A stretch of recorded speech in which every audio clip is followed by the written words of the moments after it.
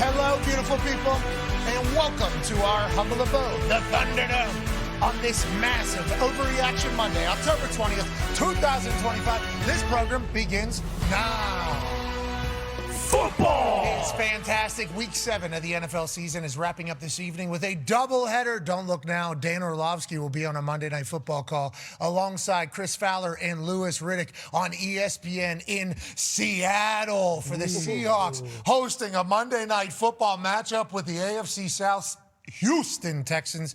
And then the Tampa Bay Buccaneers look to extend their streak to be one of the top in the entire NFL. Only one loss on the season thus far, taking on a Detroit Lions team that's pretty battered on the back end. We'll certainly talk about the injuries around all four of these teams as we look ahead to a fantastic night of football. And all day today, we'll look back at a fantastic weekend of ball. Adam Schefter will be joining us in about 30 minutes or so. Dan Orlovsky will join us in the second hour. He's 3 hours behind, so he had to bust out a calculator to see what time is 1 o'clock here versus what time he's in. Turns out we'll be 10:40 local for Dan Orlovsky. Okay. Wrote that down in his daily planner. 1:40 Eastern. We'll have him on chit-chatting about tonight and his takeaway from a massive weekend of ball. College football was crazy. College football has been absurd. It will continue to be absurd. And there's some stats coming out from the ESPN research folks about what happened there. AP top 10 teams have lost 18 times already this season. That's the most through 8 weeks of a season since 2007, obviously a long time ago. And then top teams, obviously, have 4 of them fell on Friday and Saturday. The chaos of college ball continues. And then Sunday, how you doing? Keep it moving. We got 9:30 game? Yes, we do. We got 1 o'clock games? These things stink. We got an afternoon and a night of great football, though. It has been magical. We're so thankful to be here. We hope you are enjoying the hell out of your football season as well. The Toxic Table's here at Boston Connor and at Ty Schmidt. Congrats, Ty, on a big win. Thank you. For the Packers over the Cardinals. Plane delay. Yep. Game good, play good delay. Play good delay. And you guys come back, get a big-time win. Congrats to your Packers. Thank you. You guys should be pumped about that. And then for the Patriots, oh, my God, congratulations. Oh, my God. Wow. Mike Vrabel, actually good guy, too. They're showing things he was doing at the Tennessee Titans. First question of every press conference, how you doing? Let's open doors for people. He's leading the team. He's pounding a squad that fired him unceremoniously. Everything's going a little bit too good for the Patriots. And let's go to one half of the hammer. Done. Cowboys, AP Tone. The Steelers lost to Joe Flacco on Thursday. Don't want to laugh in your face too much. Steelers obviously have a very good chance, and any team that Joe Flacco is playing quarterback for, they can certainly win a game as well. That's why he's been in the game for so damn long. Let's talk about the betting, though, from this past weekend. This is the first time, long time, we could say, hey, people made money and beat the books this weekend? Yeah, coming into this weekend, teams that were getting 60% or more of the public bet were 15 and 36. This weekend, 5 and 4. Wow. Okay. We did it. It was close. It was. 5 and 4. I mean, it was a scrappy affair. It wasn't a 33-point fourth quarter, one of the biggest comebacks in the history of ball type thing with us with the sports books. But we certainly got one up on them for the weekend. And guess what? That's going to carry in tonight, too. Yeah, it is. Yep, you're right. And then that's going to carry in for the rest of the season. Yep. Don't look now. We're about to win. Yeah, maybe all the money. Maybe forever. And then I talked about the teams that are getting more than 60%. Cincinnati got 57%. The Chiefs got 54%. The Cowboys got 54%. So, I mean, it was a good weekend for the public. We're starting to see it, aren't we? Okay. That's because we have incredible people on television and on the internet and on at 4:30 a.m. on ESPN NFL Matchup Show. Ladies and gentlemen, 9-year NFL vet Darius J. Butler. D-Butch, are we getting smarter? Are we starting to learn these teams more? Is that why we're maybe starting to win some bets? Is that what you're thinking or no? Absolutely. Teams are just becoming who they are, building their identities. Everybody has a plan in the offseason, training camp, and then first quarter of the season, second quarter of the season. Once you kind of hit where we're getting to, that's when everybody knows who they are on both sides of the football. And we know who stinks, don't we? We got a pretty good idea on who stinks. We know who stinks. For sure. Let's go to one half of the hammer. Don. Cowboys, Bubba Gumpino. Boy, you and D-Butch Miami Dolphins. They stink bad, man. I mean, it's so stinky down there. It's fish stink too. Like whenever fish stink come down by the sea down there, it all gets bad. When everything's so cool for so long and so awesome for so long, all of a sudden when that gets spoiled, it starts going. It's the complete opposite of that. It stinks down there for the Dolphins. Wow, they get absolutely Yeah, I don't want to, well, I was going to say a lot of things there. I'm not going to say, I'm not going to go that hard, but they get beat down by the Browns. Yeah. Bad weather. We should have known they weren't going to be able to perform. It is the NFL, so you're going to have to win a tough weather game at some point if it's going to matter, but they don't do that. This Raiders team, they stink. There's some teams that really seemingly stink out there. And if you're not one of those teams, you should be excited. Yeah. And if you're not one of those teams, there's a good chance you're going to be featured in the first 15. Can we please put the clock on? This is driven by Ram, obviously, and they're back in the truck series next year. Yeah, that's right. That'd be awesome. It'll go there, and they'll certainly win that. Listen, we put 15 minutes on the clock here, but it doesn't mean we're going to take 15 minutes. This is for us to realize how long into the program we are, and also a goal. Now, we are normally hovering around 32 minutes per episode. Sure. Okay, so we are more than 100% off, but we are going to try to shoot for the first 15 minutes, but everybody knows the first 15 is in reference to the first 15 plays. Exactly. First 15 plays. Yes. Okay, we put the minutes on there just to kind of, maybe. We are who we are. Gotta have something. All right. Like certain teams, we like to run that clock all the way down. We am what we am. Yeah, and Indianapolis Colts before half were doing what they were doing with the clock, and J.J. Watt with his glasses on wasn't happy about it. Gee. We'll talk to him about that on Wednesday. First 15 on. Here's the top 5 headlines coming out of Week 7 Sunday in our eyes. How about some bucking mile-high magic? We alluded to it just moments ago. 33-point fourth quarter for Bo Nix, Sean Payton on DT Day as they were honoring Demaryius Thomas's life, and his teammates and the Super Bowl champions were in town, and there was a statue unveiled, and everything was magical out there. You would think that the Denver Broncos would have been riding that high. You know, those types of football gods games don't come around that much. This one felt like one from all parties. So when Jackson Dart, Scadaboo, and the boys went in there and put up 19-0 going into the fourth, everybody was surprised. Well, don't look now. Bo Nix gets back into the game. Let me go ahead and drop this thing. Oh! Wow. How you doing? Keep it moving. Crazy. Football gods maybe on their side. Yeah. Get a deflection, get a tud. All momentum's on their side. Football gods blessing them. Nope. Jackson Dart says we could do one of those too. Boopty to Johnson. Kidding me? Johnson scores. Now that obviously is going to make it 26-8. We're right back where we thought we were a couple of seconds ago. Bo does not bow down. He answers. Bo on the move. Thibodeau, no edge, no chance. Bo Nix, touchdown in Denver. And all of a sudden, with 5 minutes left, we got a real game. Yeah, we do. 26-16, 10 points, only 2 scores. What's Jackson Dart going to do with it? 4:56 left. Other team has 1 timeout, Jackson. 3rd and 5. Oh, no. Jackson. Oh, no, Jackson. Jax. Rookie mistake from the rookie quarterback of the New York Giants. Will Bo Nix take advantage of it? Why, certainly. Once again on a rollout, drop off to Harvey, touchdown. Bo Nix, so that's a turnover. That's a touchdown. Big Mo's rolling. How you feeling, Okereke? Not great. 26-23. Did they leave too much time for Bo Nix to come back? Yes, and then some. Give me that touchdown. 1:51 left in the game. We take a 4-point lead. 30-26.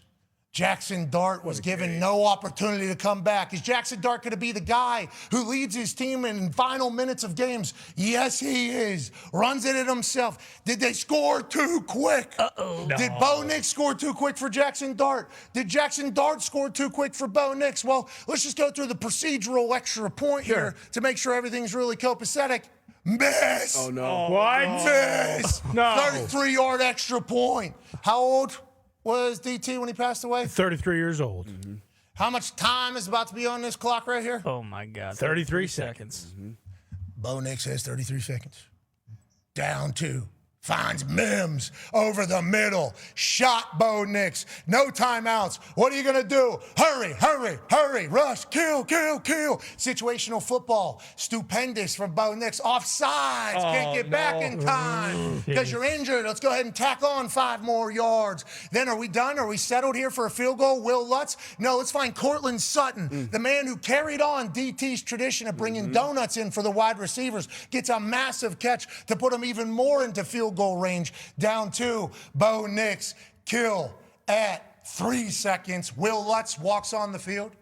And Will, there's only one L in Will. The other L is headed to you, New York Giants, as they win 33-32 in an unprecedented comeback that has records breaking all over the place. There's multiple stats that you could pull from. There's one that was like 1,601 or something like that, times with a 18-point lead with 6 minutes left has a team won. Then there was another stat that came. It was like, 3,677 losses for any team that have been trailing by 18 plus in the final 6 minutes of the fourth quarter since the 1970 merger. There's only been one other team that's done it, and obviously that was the Colts over the Buccaneers. If you remember on Monday Night Football, the stadium actually emptied out. That game was over. Peyton Manning goes crazy. The boys go bananas. And then I think Mike Vanderjagt banks in a kick, and they end up winning that game on primetime. And this Denver Broncos team did just that. Now, obviously, we're pumped for the New York Giants having a guy, Jackson Dart, be able to lead a team into Denver on that day with all the emotion and all the energy and have massive success. Has that pick late? Obviously can't have it. Everybody's going to talk about that. Kicker's got to make both extra points that he missed, let alone the one in the final minute to potentially put the other team in a bad spot. But other than that, what did we learn about this Broncos team, and what did you learn about the Giants in this entire process, D-Buck? A lot of what you said. The Giants, I still think all arrows are pointing up. You know, you still have, I think, the quarterback of the future. Maybe Dave will have saved his job going to Dart. But, I mean, we always talk about playing 60 minutes. The game's never over. You talked about DT being there. They did a great job with his statue right next to Peyton's, and then the Super Bowl 50 team being there to honor him. So, yeah, they weren't losing celebrating DT. So, shout out to him. We had a lot of battles against him. But, yeah, Bo Nix, the boys, 33 points in a quarter. First quarterback ever to have 2 rushing and 2 passing touchdowns in the same quarter. Just unbelievable grit. We talk about grit all the time. You just fight until the absolute end, and that's what the Broncos did. It's always a fine line between winning and losing in the National Football League.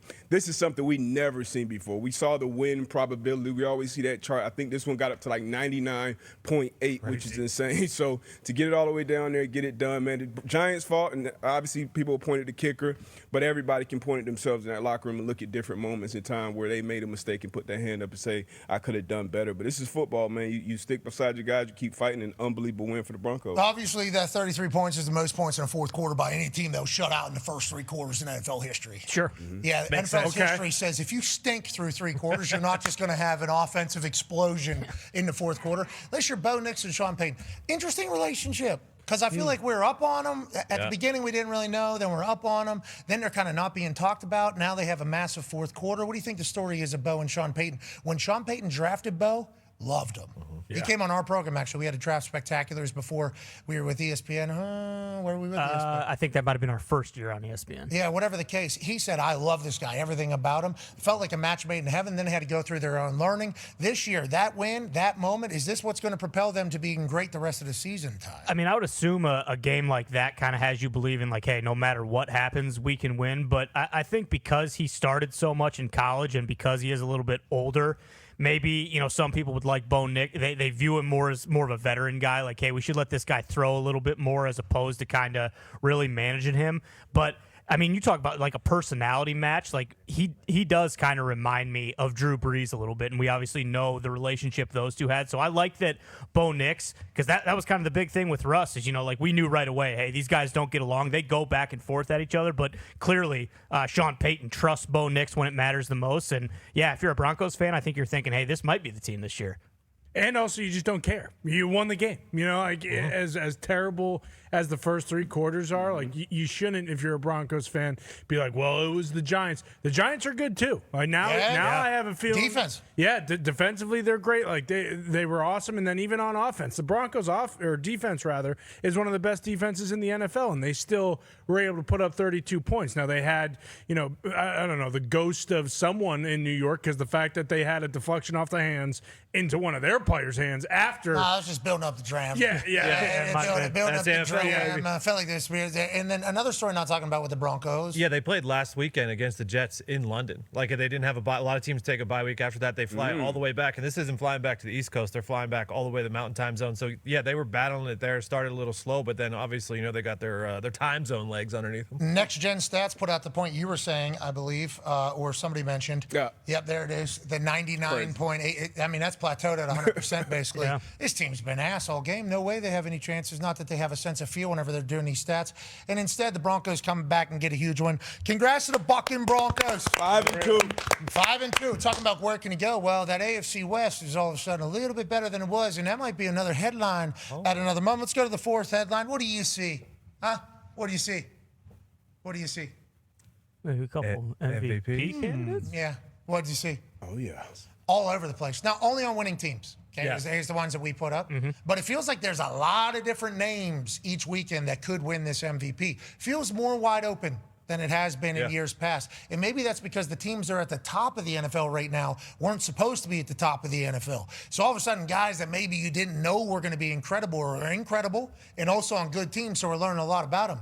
Insert North Carolina quarterback for the New England Patriots. This guy, Drake May, is unbelievable right now. Yeah, he's the best in the business, and there's a lot of stats right now that are, he's the first ever to do this, first ever to do that. Those are cool. When you had Tom Brady as your quarterback for this franchise for 20 years, and then this guy's breaking Tom Brady's records, I think that's the coolest thing. He already tied 2007 long hair model Tom Brady for most games in team history with at least 200 yards, 135 passer rating, and 2 passing touchdowns in a season. 4's the record in an entire season. He's done it 4 times in 7 games. He's also basically the greatest dual threat quarterback in the history of the NFL. Now, we'll just say in this span of 6 games, but stats are telling us, and people love these stats, Sorry, but Lamar. they're telling us it's absurd. Lamar's multiple-time MVP, I'm but sorry. 6 games into the season, they're saying things are a little bit different for Drake than everybody else. Well, and that's the thing. It's not just 6. It's just in a 6-game span. So in this 6-game span, this is something Lamar Jackson's never done. 150-plus pass attempts,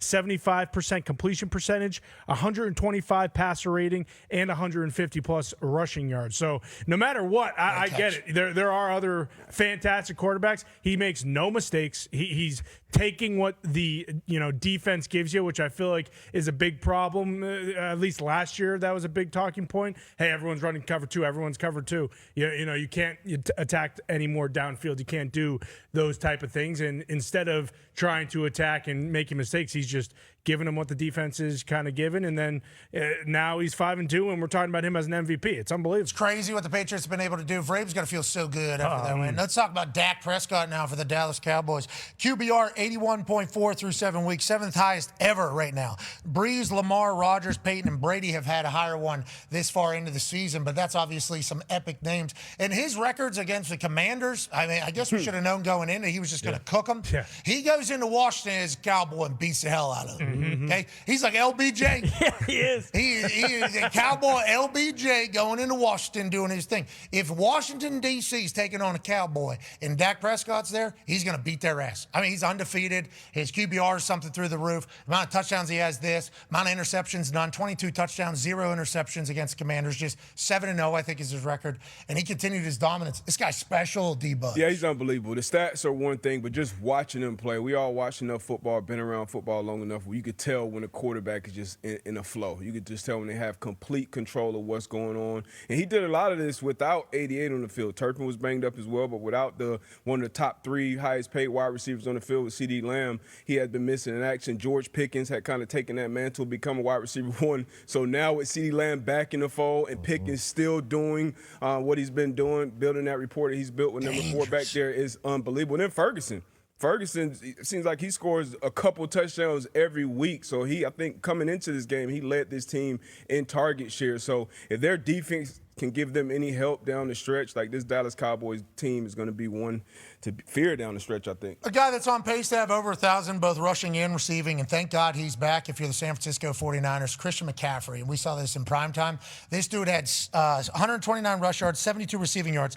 which is 62% of his team's total yards from scrimmage last night. That's highest percentage by any player this season, obviously. And this is what we saw from the Niners whenever they were on their run with Christian McCaffrey. Get George Kittle back last night. Now, through the air, George Kittle might not have done much, but there's a bunch of stats coming out that George Kittle blocking for CMC in their run game in total is up to the right whenever he's on the field versus off the field. CMC back to his MVP form, D-Butch. There's a chance he wins another one. Absolutely. He's back to form. it was crazy because we had huge question marks about him health-wise coming into the year. But from week one, they've been giving him, his fair share of touches. So getting it on the ground, getting it in the air. He talked about George Kittle. He's kind of like the Gronk now. Like, he's the best blocking tight end when it comes to it. And then he can also be a threat in the pass game as well. Wasn't last night, said he wasn't. He kind of used this game to get back in shape. But I think the 49ers and CMC, he'll carry him a long way. That defense now kind of patching them up a little bit, but this offense has been cooking. What's McCorkle Jones's record out there? Mac Jones, I believe, is 4-1 right now. His only loss coming to Tampa in Tampa. Hey. I know. We don't need to do it right now. But it's very evident. CMC. We're going to do it to Schefter, though. Yeah, right. In about 5 minutes, we are going to do that to Schefter. Just because since day one, I think we all, on this particular program, are like, I think it's because how close we were to the Mac Jones number 3 overall story. Okay? We were very close to that entire thing, like pretty big. In the room where it happened. Bingo. Like we were pretty in the story there. So I think just the way that all panned out and then how his career goes and then him ending up back there with the same exact people in charge, same exact coach, with everything we had been hearing that was being said and acted like, and then bang, we're going Trey Lance out of nowhere. It's like you always have that what if in there. Always cooking. What if? And now Shanahan and Lynch are getting an opportunity to kind of live their what if, and they're having a lot of success. $200 million to another quarterback. I get it, and we love Brock. I'm still over here. I'm on the island I'm over the island. I'm still on the Brock Purdy. Me too. Hey, I love Brock Purdy. I'm looking for a But the conversation is that if he comes back and doesn't play well, the conversation is there. Okay, we got to go back to Mac. And Kyle Shanahan is a guy that will pick Mr. Irrelevant over a number 3 overall pick. I mean, it's literally already done. Yeah, proof's in the pudding. Now, Mr. Irrelevant was very, very, very good football player. Yeah. Very, very good football player. But boy, first love, Mac Jones. First round talent. Starts doing all this. Damn, we were nowhere near. You're close. Let's go to the third one, please. Let's get to the third one. L.A. lights up. Oh, I'm sorry. We got another. I'm sorry. Jeez. Yeah, Cannot get past this. Yeah, we're you doing could. MVP talk still. Oh, here we go. I see him every week. Okay. I see him with my actual eyes whenever we're down there on the field and these boys are getting after it. Then we're obviously watching them on TV as they're playing against the Minions. And I would like to say the Gru post that the Indianapolis Colts did was brilliant. Really I think that was very good social media. They should be incredibly proud of that particular play, especially after a big-time win. Chargers are known for having great uniforms. I think these uniforms should get thrown out. Yeah. Agreed. Forever. I mean, it's hurt us, Colts fans. We're forced to watch you guys wear this shit, okay? I love the Chargers. I love the Chargers' creativity. I like the Chargers' mindset. I like everything about them, actually, except for these jerseys. This was disgusting to wear against us. We had to look at this. All Colts fans had to watch this. We had to watch these yellow things. Now, on that note, it was pretty good vibes while we were watching. Sure. Great This vibe. Indianapolis Colts team, Easy vibes. everybody's eating. Danny Dimes could be in the MVP conversation. Jonathan Taylor's going to score 3 touchdowns a game. He's on pace to maybe have 4,000 touchdowns. They're talking about everything he's on pace for. The amount of tuds he has, combined like 4 other running backs that are all big-name running backs, and his dance is sick. So I'm talking about, when you talk about a branding, when you talk about performance-wise, the Colts are it. The only thing that's bad is people aren't going to want to show these highlights because these damn Chargers uniforms are all over them. Now, I still believe in the Chargers. I still like Justin Herbert. He went for 421. Who'd he throw the ball to? Doreen Oronde Gadsden. Exactly. Okay, The so second. so we believe Miami Dolphin legend. we believe in Justin Herbert and the Chargers. We are still fans of that. But this Colts team is kind of doing what like Vandy was doing to people last year. So, like, nobody really thinks the Colts are really fucking good. Yeah. So whenever the Colts beat your team, the fans have full panic, full meltdown or whatever. You know, like, I think a lot of people out on the Chargers because they lose to the Colts this way. It's like, hey, the Colts are we're a wagon. Yeah. 2 MVP candidates leading it on the offensive side. And that man, JT, and the quarterback, Danny Dimes, it must be a great time to be alive, to be these boys. And all they keep saying is all the right things, D, but we haven't done anything. Still early in the season. We got to keep going forward. They're a mature bunch that hasn't really been on the stage that much. I love that, and the fact that everybody, a bunch of the pundits and talking heads still aren't really giving them that credit. It's still going to be, I think, probably the Chiefs is going to be the conversation now with how they're playing, but they're rolling. And you kind of, as a coach, it's easy to motivate the squad. You don't have to deal with as much rat poison. But if these boys keep playing like this train, people are going to keep jumping on this train. Danny Dimes, you talked about it. He's just finding guys. The offensive line, it always starts in the trenches. They've been protecting them. He's been dissecting defenses. And then Jonathan Taylor, we know all of the great running running backs that have come through this organization, he has a chance to be the very best one when it's all said and done. Already up to 12 touchdowns.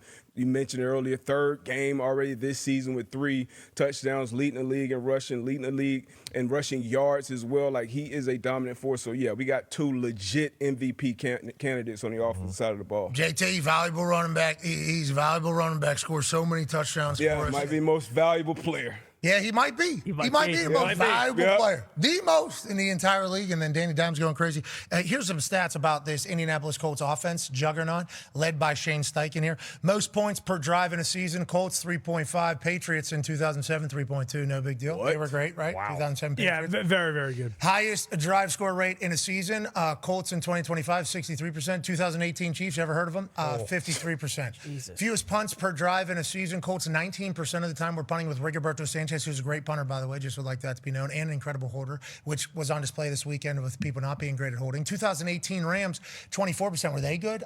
Yeah, I think so. 7 games in, but still, that is ridiculous. Company keeps, says Hembo. Thank you, Hembo. Yep. With the little tagline at the bottom. Yeah. Remember, crazy. We didn't punt for like 3 weeks or whatever. Yeah. It's like Dimes knows exactly what to do in every single play. He knows exactly, like, even where to run. And then if it doesn't work out, Jonathan Taylor's vision is... He'll cut that shit. I mean, he's going obtuse angle. Yeah. Back and then it's wide ass open over there too, because our offensive line has been doing incredible job. So it's fun to watch. They're not the only ones. There's a couple more MVPs that we saw from winning teams this weekend. How about over there in London Town or Matty Stafford? Now, this guy's special. And obviously Devontae Adams goes bananas, and Matthew Stafford's still doing that Matthew Stafford shit. Now, he needs not to wear cleats over there on the Baltimore Orioles pitching mound. Yeah. Good point. Even though that might be the best pitch that mound has seen in a while. They go over to L.A. and absolutely crush. Devontae Adams has to be so happy about the decision to go to the Los Angeles Rams. And this is all without Puka Nacua. So, obviously, we all miss Puka. We're all pulling for Puka. And this Los Angeles Rams team with Sean McVay at the helm is incredibly disgusting all the time. And Stafford looks like he's 32 years old, D-Bud. I mean, he looks like he's 31 right now with all the throws and everything he's doing. I know you said don't do it, the cleats on the mound and all that, but whatever you did this week, do it whenever. Like, the teams, I'm sure we talk about it's a copycat league. When did they go over to London? Like, Saturday. Yeah, so the latest arrival there ever, and they just showed up and absolutely dominated. All these passing touchdowns in the red area. I'm sure a bunch of people that had Kyron Williams possibly on the touchdown ticket were pissed off, but great job by him. 5 touchdowns, and Devontae Adams 3 touchdowns. Unbelievable performance out there in London Town. And the last winning QB that we're thinking maybe MVP conversation is the guy, Patrick Mahomes. Hey, I don't want to say this because it sounds disrespectful. Patrick Mahomes is the greatest at football again. Yeah. And the only reason why I'm saying that is because he's playing like he was playing a couple years ago. So their offense kind of transitioned into a different offense, whether it was the personnel that they had. Remember, there was a time where they didn't have anybody catch the ball. So they had to go on the run game. They had to do defense. They had to be very conservative. There was a time where he was wide open, throwing it all over the place, running all over the place. And they've had success both ways. Feels like we're back to Showtime Patrick Mahomes. Feels like it's time. He'll put the team on his back if he has to, but we're throwing the ball all over the place. We're no-looking. We're doing absurd shit on a regular basis. And it'll be a headline here in about a second. Everybody knows what's going on with the Chiefs right now. As soon as anybody starts seeing some of these highlights, Rashee Rice is back. How you doing? Keep moving. Let's go ahead and force feed him a couple touchdowns, make sure he feels welcome. We got Worthy as well. Oh yeah. And we got Travis. Oh yeah. And we got Patrick Mahomes from a couple years ago when he was putting the team on his damn back, as opposed to the conservative offense, Patrick Mahomes, that he had to be. Once again, I don't want to say that he was doing anything by choice. Had to do it to win it. This is exciting. This is electrifying. And this is why, as soon as the sportsbook saw a glimpse of it, there was like one game 3 weeks ago where Patrick Mahomes started moving. They're like, yep, he's the favorite. Let's go ahead and put him right back up there with what they're going to do. That AFC West is tough. There's the odds. Obviously, we didn't put Baker on today's list of MVPs that we saw over the weekend because he plays tonight. So let's go ahead and get excited about that. Same with Jared Goff. So we apologize for not doing that. And, Yeah, I think there's a lot of great football right now with no standalones for who the MVP is. Now, let's go to the third headline, shall we? LA lights up London. To your point, Darius, this is another international game, another weekend, a 9:30 Sunday Eastern time game to wake up to, have a little coffee, hang out with baby girl, watch her eat some eggs, and then, oh yeah, we got football playing. That's amazing news. Who did I pick whenever we were doing the picks? Oh, the Jacksonville Jaguars, because Liam Cohen had a lot of time in LA. He'll know what they're doing. Yeah. That's good. And this Jaguars team's a good team. They're good. In LA, they're not going over until Saturday. They think this is a joke. Stupid. What you didn't remember, what we didn't think about, and I think I mentioned it on Friday, but it didn't hit me until late. Them choosing to fly over on Saturday, stay on the East Coast, Baltimore, then fly over there. They have those long ass flights on a regular basis. Yep. Anytime they got to fly to the East Coast from LA, it's 4, 5, 6 hours. So if they're in Baltimore and that's a 5, 6 hour flight to London, for them it's just like we just got to get used to playing in the morning. Other than that, it is status quo, and they just beat the hell out of the Jacksonville Jaguars. I mean, they looked fresher than any team I've seen go play international. Yeah. They look better than everybody, and they might have had it figured out. And this team's for real yet again, Darius. It's for real. Now, offensively, they're always going to be for real with Sean McVay and Matt Stafford calling the shots. But defensively, with Chris Shula and some people are calling for him in some other places to take the reins. But that defense is absolutely dominant. It starts with the front. It's in the blood. First, It's in the blood. Fisk, all Turner, just a bunch of dogs up front. Chris Shula has the boys rolling, hunting. They lead the league in dime personnel, so they're going to get stops. But offensively, they're going to score points week in and week out. You talked about it. This was without Puka, who was a top 2, top 3 wide receiver when he was playing this season. We expect him to pick up right where he left off when he gets back in here. But, yeah, Matt Stafford slinging the ball all across the yard. This guy, he's going to be a dog as this season continues to go on. We saw him in college, Ferguson, second-round pick. But, yeah, this team is special to watch. And what are they now, 5-2 on top of the NFC West? Yeah, so I can't wait to continue to watch these boys roll. Raining like hell. Obviously, tea and crumpets all over the place. Matthew Stafford loves everything about it. They're almost throwing more because it was nasty out there. Go ahead. Yeah, Chuck. that's what I was going to say, is to do it in the inclement weather, because it was pouring. And, I think a lot of people, maybe not so much with Stafford because he's played for so long, but they just assume with the Rams, it's like, oh, that's a dome team. And then when they have to travel potentially for the playoffs, they're going to be in trouble because they're so used to that. And obviously, we saw last year in the playoffs that wasn't necessarily the case, but for them to be able to go in these conditions and just beat the shit out of the Jaguars, I think that speaks volumes. They pummeled these Jaguars. Are we worried about the Jags? No! A little bit after Definitely. that one. We're not- Little bit. No. London's a home game for them. No, but it was rainy. Let's go to the number 2 headline. The Chiefs isn't still the Chiefs. They're better. Oh, no. I don't want to be the bearer of bad news. I think we're all seeing it. Okay? Sportsbook saw it before any of us. Yes, they They're the did. ones that changed the odds immediately. Somehow they must have had a little conversation inside. Okay, when Rashee Rice obviously comes back, they're going to have another weapon. Okay? And with Worthy being faster than everybody on the field, they're going to have this year's version of their Tyreek Hill. Travis Kelce's going to somehow drink from the fountain of youth. Kareem Hunt's going to do the same damn thing. They're going to start having more weapons than everybody else. And then, Patrick Mahomes is going to make a decision that he's just not going to lose anymore. That's what Patrick Mahomes says he's going to do. He'll run through you. He'll run around you. And then the defensive side of the ball, hold the phone. They have a shutout. Are they good too, D-Butch? Well, look.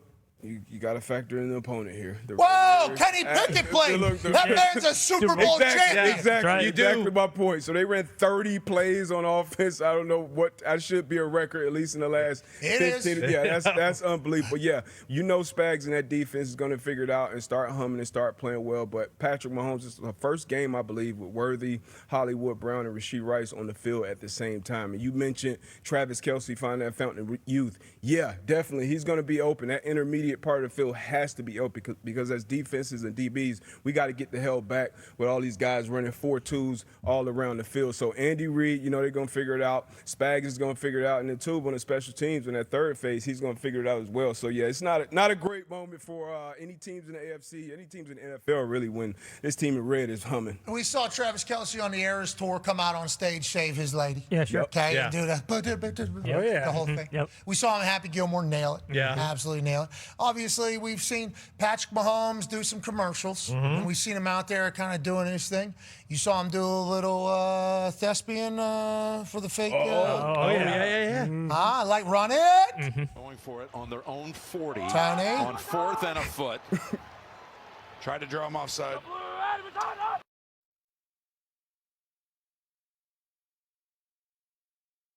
Mahomes says, Coach, it doesn't there they go. work. They He do was go for it. faking it. He was faking it. Holy hell, bruh. That's genius. I love everything about it. A couple of the linebackers look like they weren't falling for it, but just all you need is one D lineman just to be like, oh, yeah, we aren't falling for it, brother. Whoa, shit, we're out of nowhere. Love the fake spike anytime anybody does it. Yep. And I guess we're going to, anytime Patty Showtime Mahomes starts putting on a Broadway act in the middle of a show, I'm going to buy it because I think he sold it pretty good. I mean, he fooled Tony Romo played with 15 years in the league. He fooled the hell out of Tony. Now, I'm sure a lot of people probably hated that from Tony, but I loved it. I think it actually made it better. Look, think about Tony. You feel like he's excited watching the game, so I can appreciate that from him. And we seen Patrick Mahomes. You never know what to expect with this bunch, whether it's spinning around in a huddle in the red area or something. They always got something up their sleeve. So it's the Raiders. Sure, why not go for it? Yeah, I mean, it's only 7-0 at that point. Little did they know that would be the Raiders' final score. And Pete Carroll, I don't know if he's loving necessarily coming back into coaching to be the Raiders. And what's that conversation later? We'll certainly ask Schefter here in a matter of moments. And number one headline. I'll let you guys read it at home with your eyes first. Colts win the Super Bowl. I mean, it's so cool. They're finally going to play somebody that's good. Beat the Broncos, okay? Just so we all kind of make this argument kind of disappear quickly. Chargers aren't going to let them just do that bullshit. Danny Dimes going to fight. Yeah, right. We're burying everybody. We're literally burying everybody. And we got 390-pounders deflecting balls and catching it. This guy cooks wings in his sink. And he's doing this to your favorite quarterback. Give me that. Bats it up in the sky, pushes a guy off him. Let me find that thing. Fingers and wrist tape. Then our entire team joins him. Everybody that is in L.A. from Indianapolis hits the field and celebrates with him. But whenever things like that are happening, good juju's on our side. And then you think about the story. Grover Stewart was actually one who brought the guitar. So they've been bringing a guitar for Jim Irsay. It's one of his guitars for the boss. Bring it in. I don't know if it's player of the week, person that gives a speech. I'm not 100% sure how it goes to who it goes. But obviously bring the guitar, you got to get the pick. So now every person that is defense that brings in a guitar, we're expecting the same thing. Yep. Grover Stewart's not supposed to get picks. Brought his guitar, needs one so he can shred that thing. This team's real deal, brother. They are for real.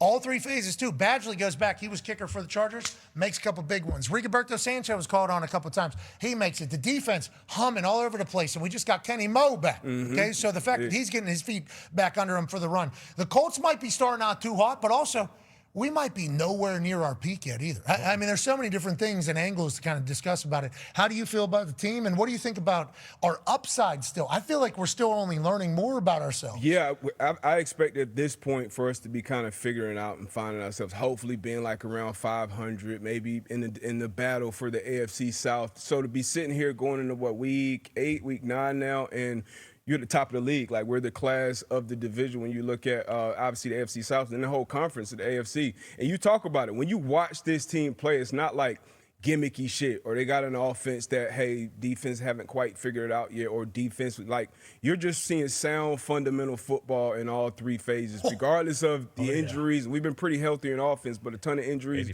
on defense. Danny Dimes, like, it's unbelievable they were hiding this quarterback in New York for those years. Like, I feel terrible for all these quarterbacks that will go away and we'll never see. Some of us knew. I mean, I didn't know. Most of us didn't know. We remember the poll. We watched the Vikings playoff game. Yeah, I'm sure you were in the minority with those reports. You were very optimistic about James Jones. Yeah, but let's talk about it now. Man, he's spinning it. Shane Steichen, unbelievable. It's a big win for him, too, against one of his former teams. You talked about Big Grove, and just that, what you saw with the sideline. Like, I talked about it weeks ago with I think it was the Eagles at the time. But, like, when you see those type of vibes, like, that's the type of shit that just comes through the screen. You can tell what's going on in the building Monday through Saturday when you see shit like this with the side. I don't think I've ever seen this many people run off a sideline on an NFL game. This game's like nowhere near over, too. This is middle of the second quarter. It's not like fourth quarter game sealing interception. So the vibes are immaculate right now with the Colts. Long season ahead, but from everything that I'm seeing and that we're seeing, it looks like they're going to only continue to get better. Last stat before we bring in a man to correct us or give us more depth on every conversation we've had. Daniel Jones is responding to pressure better than any QB we've ever tracked, says Hembo. His 91.8 QBR when pressure would be the highest in a season in the history of the metric. The previous record was Josh Allen's 83.5 in 2024 last year. That was an MVP season. For context, the league average versus pressure is 27.8. Ladies and gentlemen, joining us now is a guy who I think to just say, hand the MVP trophy to Danny Dimes now, senior NFL insider for ESPN, Michigan man, Adam Schefter. Shefty, first 15, 39 minutes in at this point. We appreciate you joining us. Anything that you saw us talk about that we missed there or needs to be mentioned? Jonathan Taylor's had a pretty good hand in succeeding where Danny Dimes has. And Danny Dimes, you know what's amazing is the Colts are under a lot of pressure, a lot of heat, and they haven't added that much. They added a quarterback and they added a tight end, right? That's basically what they did. Tyler Warren, Daniel Jones. And those two guys have turned that team into a dominant outfit. And a lot of people said they hadn't beaten anybody early on. Okay, fine. They went into L.A., and yes, that Charger team was beat up, but they beat up that team. You don't see an offense run up points the way that the Colts are doing. And what's amazing to me also is they're very rarely in third down. Like, they're getting everything on first, second down. They've been incredible to watch, and they are right now as good as about any team in football outside, with all due respect, maybe the Kansas City Chiefs. Okay, well, obviously, Kansas City Chiefs, we just did an entire thing about what Patrick Mahomes looks like right now and how they're potentially only getting better. I think we as the Indianapolis Colts, I'm not going to say we, I'll say as the fan of the Indianapolis Colts, I won't speak for the locker room, we'd like to play the Chiefs right now, okay? Now, I think in a few weeks, this Chiefs team might continue to kind of do its thing, but so are we.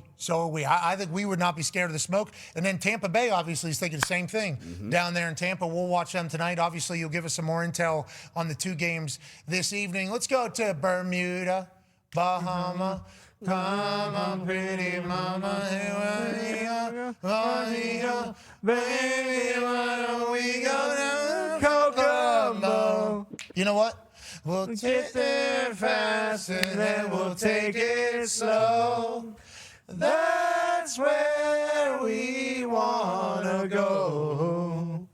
Way down in Kokomo. Let's talk about the benched boys. Okay, not the Beach Boys. Let's talk about Tua, Geno, and Justin Fields. Obviously not a super positive thing to chit-chat about, but the benched boys is how we'll refer to them. What should we be expecting for their stories going forward? And is this just because the team looked like trash on this particular day? Let's go ahead and scrap off and move forward. I mean, I can't believe all the things that are going on in the league and that giant Broncos game, but you go to the bench boys, but okay, like, you want to go there. You missed the first 30 minutes, Shefty. You missed the first 30 minutes. We already hit that. Yeah, we already hit that. But you have the updates that we don't have. Tua and the Miami Dolphins, obviously interesting situation. Geno and the Raiders, Pete Carroll and the Raiders, and then Justin Fields. Aaron Glenn came out and said every situation is still going to be moderated. We're early in the week. Feels like those are pretty big stories with three pretty big names there. Yeah, listen, Aaron Glenn is leaning on the advice of other people. As he mentioned during the press conference, wants to talk to some other coaches around the league. I would imagine that means he'll be talking to Bill Parcells this week. Maybe Sean Payton gets some input on what he should and shouldn't be doing at quarterback. I think when you're talking like that, I think it's hard to go back to the initial guy. So it wouldn't surprise me if they go to Rod Taylor here, but that'll be a decision that Aaron Glenn has to make here. Tua Tagovailoa has struggled. It's not like they're going to turn to Quinn Ewers, I don't think, this early in the year. They're going to keep riding Tua right now. He'll be the guy. He's thrown a lot of interceptions. They've played bad football. You know, I know a lot of people thought that by this time the Dolphins would have wholesale changes today. It's not happening. They've been wanting to hold off on this for as long as they possibly can. I think we all recognize what's ahead in Miami, that there could be significant changes that come. They don't seem to be coming anytime soon. But obviously, when you play the way they have and lose the way that they are, I had one Dolphins fan text me yesterday that this is one of the lowest points in franchise history. There's going to be changes. And we know that there'll be changes. We just don't know how soon they'll come, but I'm not expecting any changes this week. The Raiders are on a bye week. They're going to have to sit down and evaluate everything. Their backup quarterback's Kenny Pickett. I guess they could try that for a spark. You know, the problem yesterday, they ran 30 total plays all game. If you look at it, I think that was like the lowest number of plays. I have it in my phone. It's like the lowest number. Yeah, there it is. Okay. Lowest amount of plays since at least 2002. I have some, I mean, just, you're not going to win that way. And it was a bad performance. They have not played well offensively. They should get Brock Bowers back after the bye. That'll help. They didn't have Jacoby Myers. Like, who's Geno throwing the football to yesterday? It's a tough thing. Yeah, it's a tough thing. Injury is also a tough thing in the NFL storyline. We know you don't love that is a part of your gig, but it's real, especially at the quarterback position. Now, you have Jacoby playing for Kyler. Yep. You have Carson playing for JJ. Then we got a couple more seemingly yesterday. Go ahead, D-Bud. Yeah, Carolina got another win yesterday, but Bryce Young went down late in that game, and then also Jaden Daniels went down in his game as well. Any updates there for those two quarterbacks? Bryce Young won't play this week. He'll be out. He's dealing with a sprained ankle. And as for Jaden Daniels, well, Bryce Young, here's the play. He hobbled to the locker room after he went down here. Gingerly didn't come back in the game. Andy Dalton came on, and Andy Dalton will wind up starting for Bryce Young this week. Jaden Daniels also went to the blue medical tent, hobbled. People weren't exactly sure what it initially was. It turned out to be his hamstring. Look, we've seen what this is before, whereas Lamar Jackson had a hamstring injury. Now, who knows if they're the same grade? We don't know what grade Lamar's was, but he missed 2 weeks. They have the bye, and I think the Ravens feel like they'll get him back. Jaden Daniels hobbles off the field, doesn't come back in the game. I think it would be safe to say right now that it would be a surprise if he's playing a week from today against the Kansas City Chiefs on Monday Night Football, and the Commanders are about to embark upon really like the teeth of their schedule. They play the Chiefs, the Seahawks, the Lions. I think that it's fair to think that Jaden Daniels is going to miss some of those games at the very least. With a hamstring injury like that, here's a guy that makes his living with his legs, with his arm, and again, I think it'd be a surprise if he's back next week. That sucks for all of us. Marcus Mariota, though, has already gotten some time, obviously. We'll see how that goes for Monday Night Football. Two guys that I mentioned there early, and we got a chance to experience the Carson Wentz experience yesterday. And also, you know, what's going on out there in Phoenix. Go ahead, Tone. Yeah, we did get to experience that. And JJ was limited in practice this week, so it wasn't a surprise that Carson was starting this week. But what about going forward? Is JJ McCarthy the starter when Carson Wentz, is JJ McCarthy the starter when he is healthy? And then Pat talked about out in Phoenix, is Kyler the starter when he comes back as well?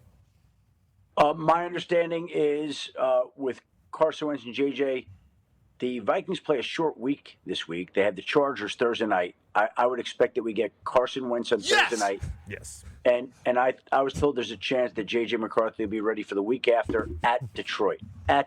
So, again, I think if Carson Wentz comes back and plays well, they win the game Thursday night. Maybe that buys JJ another week. If not, then I think JJ could be back as soon as that week at Detroit. Now, Kyler Murray, they're on a bye this week.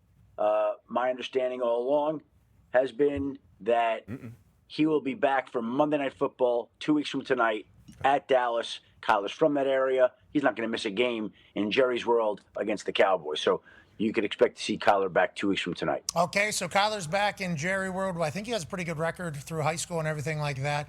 And then Jacoby Brissett will continue to spin it for them. And then Carson Wentz is on Thursday night against the Chargers. Is that what you said? That's what I would think. That would be my expectation right now. Full card. That's been the problem with these 9:30 a.m. Sunday games. We had a taste of Carson Wentz football at 9:30 a.m. We had a taste of the Carson Wentz experience at 9:30 a.m. and we thought to ourselves, this is the greatest way to start a day. Did you see him yesterday? We are in full Carson Wentz experience time right now with the Minnesota Vikings. Kevin O'Connell can say what he wants, but when a guy can do that, drop it on a dime, Jordan Addison in the corner, you're allowed to do whatever you want. He'll do this every once in a while. That's an easy one. I'll miss it. Okay, just because it's better for you. And then, oh, shit, it's going to get snapped over my head. Obviously not his fault, but he'll make the play. Great he's going to get on that play. He's been in that position before. And then every once in a while, he's going to take a huge shot and just throw it to the other team. That's not his fault. Took a massive shot. Quarterbacks are going to do that. They obviously cribbed that thing, so that's a little bit of a different story. And Carson Wentz will get a little handsy. Yep, let me throw it backwards real quick, out of bounds. This is the Carson Wentz experience we were talking about. Yeah. Anything could happen on any play, including this. Cross body, hawk that thing to who? Somebody. Like a punt. It's a punt. Don't worry about it, Carson Wentz says. And then whenever you talk about evading and escaping and dropping, boom, he does that on the other side of it. That is the Carson Wentz experience. And as the game got later, Carson only got better. Feels like the Eagles were only getting more scared. Little underhanded stuff. How you doing, TJ Hawkinson? Why don't you get it out there? And then every once in a while, there'll be a little bit of chaos. Let me throw it right into the ground here. Who's around me? Nobody. That's obviously An intentional grounding. Yeah, that'll be a sack there. So there's just a never ending of whoa. He's like the Michigan Wolverine football team, but on every single play. It could be the greatest play or it could be the worst play at any given moment. And that's Carson Wentz's experience that's coming on Thursday night. Consider me in. Yeah. And Amazon needs to be thanking their lucky stars that Carson Wentz is playing on prime time on. Yes. Yeah. We got Harbaugh talking. Okay, Jim Harbaugh stories and features happening. And then we got Carson Wentz playing ball. Holy this is the Mega Bowl. Yeah, it is. This is they need to have a human wrestle a bear at halftime. Spumoni. They need that out Van there. Herbert's there? All right. Anyways, sorry, we had to get that in. Had to get the Carson Wentz experience. That's the only reason we asked that whole question. Right? Shefty gets it. So, Schefter, we appreciate you alley-ooping us for that. That was quite an array of highlights. Of course, I did not expect to get the full Carson Wentz experience when I popped on here, but we did. That was the full experience. Dude, we got to experience it as Colts fans. It's the greatest and the worst, but that's the Carson Wentz Exactly. That's part experience. of the beauty. All right, Ty has a question for you, Shefty. Shefty, you said that you thought the trade deadline would be pretty active this year. Yeah. After yesterday and the Raiders just get absolutely embarrassed, and I know we do this every single year because the Raiders kind of suck around this time every single year. Is there any chance that Max Crosby is potentially going to get traded? A couple teams out there, like Colts could maybe use a D end. Is there any chance that the Raiders will even entertain that, or is it just going to be no? Ty, they haven't done that in the past. I wouldn't imagine that they would do it now, especially considering that when Pete Carroll comes back as the oldest coach in NFL history, he's not coming back to rebuild a team and stockpile picks. Pete Carroll is coming back to compete. And obviously they've run into some hard times here, and they're not winning and they're not playing overly well. But I can't imagine that Pete Carroll is going to be on board with trading a game-changing defensive guy. And if and when the day ever were to come that Max Crosby were traded, I think it would have to be coming from Max Crosby, going in there and saying, guys, I can't take it anymore. I want to be traded. And they just paid him in the offseason. They just gave him a new contract. So it's hard. You can't get everything in life. Like, you can't be treated like the face of the franchise, as he's been deservedly so because he's an incredible player. You can't be rewarded and paid in the offseason. And you can't turn around and say, well, I know we've sucked in the first 7 games and I want to be traded now. Like, it doesn't work like that. So I never rule out anything in this league. Anything's always possible. We'll see how it shakes out. But to me, I think he's staying in Vegas. I don't think Max Crosby's ever wanted to be traded. Max Crosby gets very pissed off at us and others whenever it even comes up on our conversation because, Raider through and through. Sure. But we would like to let Max Crosby know we got to see you play live in person against the Colts. It'd be really cool to watch you play in big games. Yeah, just want to see him win. Yeah. It would be so cool. Playoffs. It would be so cool. He's a Raider. I get it. I understand. They took a shot on you. You're very loyal. We all respect that. We respect shit out of Max Crosby. Very big fans. Such big fans. Would be really cool to watch him go through a playoff run. Just take over games, too. Yeah. Imagine the world getting to see him at Super Bowl. Max, think about the game, brother. Think about the game. Exactly. Super Bowl. You got people that are watching only one game a year. They don't even know what American football is. And what do they see? This super tatted white dude off the edge who never stops. Yeah. And just full menace the whole time. Might open this game up to another 100 million people. No There's a doubt. chance. Legit. Him and Buckner. Oh, Condor. come on. Mad Max, we need you. Now, on that note, the fact that you're so loyal and respect and all that stuff is part of the reason why you are the person that Very we love. cool. Yeah, we get it. But he gets mad at us anytime it's mentioned. We would like that to be known. I was gonna say, would Trey Hendrickson be more likely because of his relationship with Lou Anarumo? But did the Thursday night win kind of put that on halt, Shefty, potentially? Lou Anarumo? And You're Trey saying- Hendrickson, was he ever on the block? Because he's on a 1-year deal, basically. He'd be a good rental in the Colts' relationship with Lou Anarumo. And did the Thursday night win kind of put things on hold there if he ever was on the block? I mean, I don't know that it was on a whole. Like, they're trying to get back in this. They traded for Joe Flacco. They won a game. If they lose the next 2 games leading up to the trade deadline, could that change things? Sure. But I don't think the Bengals are looking to give away Trey Hendrickson, and I don't think Trey is thinking about or entertaining the idea that he's going to be leaving right now. Like, we exchanged a couple of texts last week. He had no idea what was going on, and nothing along those lines of him being traded. And again, in this league, anything's always possible. We'll see how it shakes out. But I think the Bengals are focused on trying to turn around their season before the trade deadline, coming off a big win Thursday night against the Steelers. The NFL, anything is possible, including people calling in from a different state. Go ahead, D-Butch. Yeah, what the hell is this about, Chef D? Like, we saw it with Jared Goff with the shift, and they called back the touchdown. They said it came from New York, and then I just remembered that we were talking about T.J. Hockenson, that touchdown. He had diving touchdown. It was called a touchdown. Then it was reviewed, and he said he didn't get any confirmation from the referees on the field that they saw anything to overturn it, but it came from New York. What's going on with the NFL and them coming in from New York, changing calls, and the refs on the field not really doing it?